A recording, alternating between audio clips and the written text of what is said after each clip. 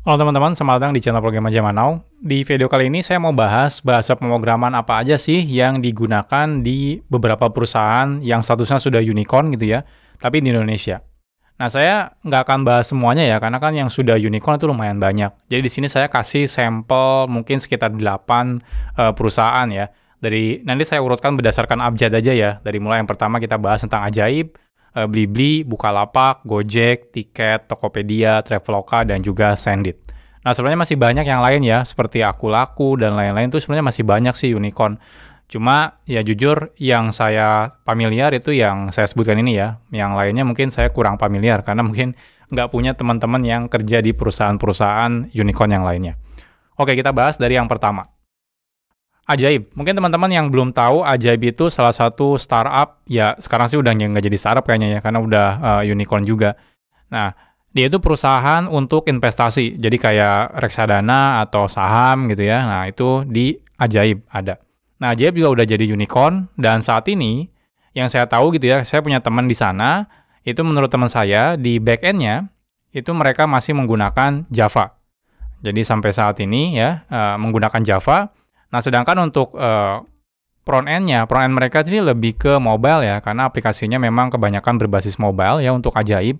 Itu di mobile-nya mereka menggunakan masih native ya, jadi untuk Android-nya menggunakan Kotlin, dan untuk iOS-nya itu menggunakan Swift.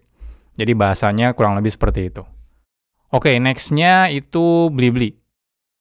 Nah, Blibli sendiri dia ada webnya, ada juga mobile-nya ya. Nah, untuk back-end-nya, mayoritas di Blibli itu menggunakan Java. Nah, sedangkan untuk webnya itu menggunakan JavaScript ya, udah pasti. Nah, tapi framework-nya itu menggunakan Vue.js. Nah, sedangkan untuk mobile-nya menggunakan native ya. Jadi menggunakan Kotlin Java ya untuk Android-nya, dan juga Swift ya untuk iOS-nya. Oke, next-nya itu Bukalapak. Nah, Bukalapak sendiri itu awalnya ya memang menurut historinya itu dibikin menggunakan Ruby on Rails gitu ya. Tapi itu katanya sih udah legacy ya. Sekarang udah kodenya mungkin sudah mulai di-rewrite ya. Saya kurang tahu ya apakah sudah selesai atau belum. Tapi sekarang mayoritas banyak teman-teman saya bilang sudah banyak yang menggunakan Golang, ada juga sebagian yang menggunakan Java, ada juga bahasa yang lainnya. Nah, mungkin banyak beragam ya kalau di Bukalapak. Nah, sedangkan untuk webnya, nah kalau tidak salah gitu ya, menggunakan React.js. Nah, tapi jujur saya kurang tahu ya, apakah benar React.js atau enggak. Ya, teman-teman yang beneran tahu gitu ya, bisa koreksi di kolom komentar. Oke, next-nya itu Gojek. Nah, Gojek juga sama ya, ini basisnya itu kan mobile ya. Jadi mungkin webnya, ya ini cuma web company profile, saya kurang tahu pakai apa bikinnya. Nah, tapi untuk back-end-nya, saya kebetulan punya beberapa teman yang kerja di Gojek. Itu back-end-nya bahasanya juga banyak gitu ya. Ada yang mulai dari Clojure, buat teman-teman yang nggak tahu, Clojure itu bahasa pemrograman juga, turunan dari Java. Nah, ada juga yang pakai Ruby gitu ya. Ada juga yang pakai Golang, ada yang juga pakai Java gitu ya. Nah, jadi lumayan beragam juga untuk di Gojek. Nah, kalau untuk mobile apps-nya, itu ya masih menggunakan native ya. Nah, seperti Java dan Kotlin atau Swift. Nah, tapi perusahaan ini ya, grupnya Gojek itu salah satunya Bank Jago, itu untuk back-end-nya itu kalau tidak salah ya, menggunakan Java dan juga Node.js. Nah, tapi untuk mobile-nya itu memang agak beda gitu ya. Mobile-nya Bank Jago itu menggunakan Flutter, jadi menggunakan Dart ya. Oke, next-nya itu Tiket.com. Nah, Tiket.com itu perusahaan yang mungkin dulu terkenal banget ya, karena Tiket.com itu dibikin bootstrap ya, maksudnya dari awal oleh foundernya. Nah, pada waktu itu dibikin pertama kali menggunakan PHP dan framework-nya kode Igniter. Nah, tapi sekarang setelah dibeli oleh grupnya Blibli, itu sekarang diubah ya untuk Tiket.com, back-end-nya itu ke Java dan juga Golang gitu ya. Dan front-end-nya itu menggunakan React.js ya, untuk front-end-nya. Oke, next-nya itu Tokopedia. Nah, kalau untuk Tokopedia, itu mungkin banyak yang orang udah tahu ya, kalau historinya itu Tokopedia dulu dibikin oleh beberapa orang, foundernya, dan itu menggunakan bahasa pemrograman yang lumayan jarang digunakan, yaitu Perl ya.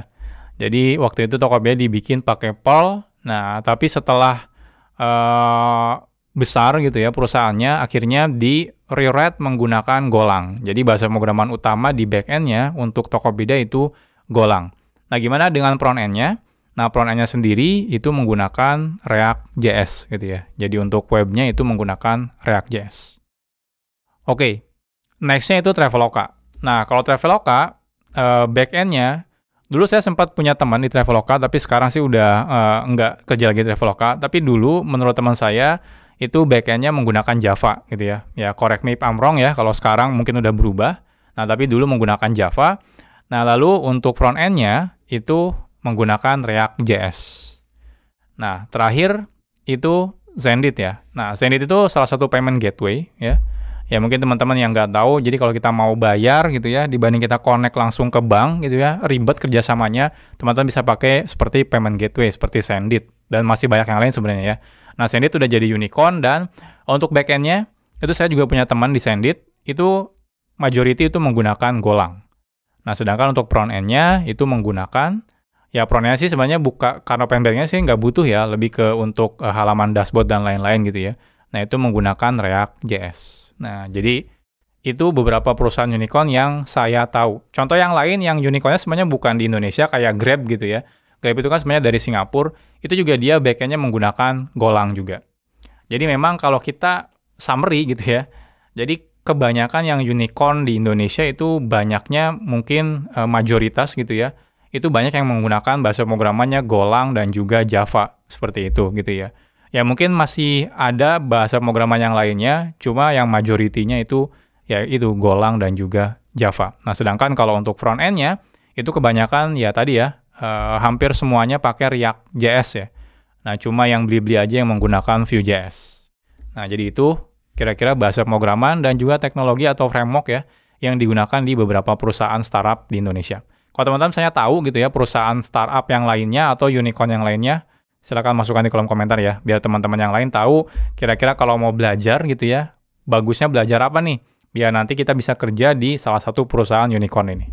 Kita ketemu lagi di materi selanjutnya. Salam programmer zaman now. Bye-bye.